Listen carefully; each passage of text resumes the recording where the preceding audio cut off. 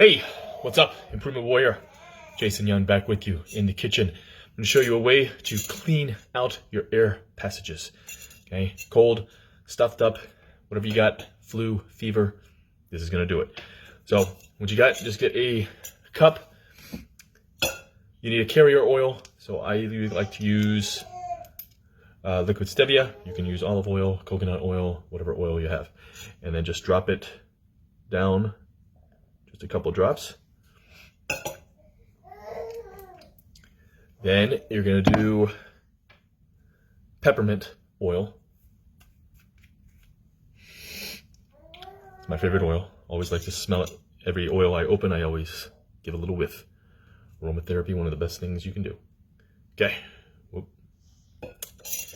Now, I put too much in. 1 drop will be plenty, especially if you've never done this before. But I got 2 in there, so it's going to be even extra powerful. So this is my black tea. Then you just take hot water, pour it in.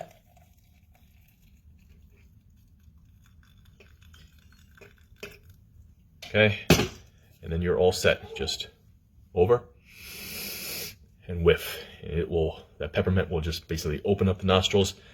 If you take a whiff, if you've never done this before and you take a whiff like that, it'll probably knock you out. So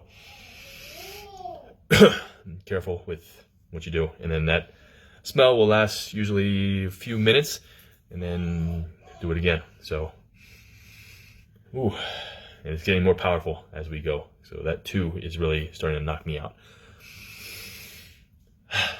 But that's it. Use it. Let me know how it works out for you. Peppermint oil, remember, always store your oils in the refrigerator. Oxygen is the enemy, so always cap your essential oils as soon as possible. Otherwise, if you have questions, let me know. If you need help, let me know.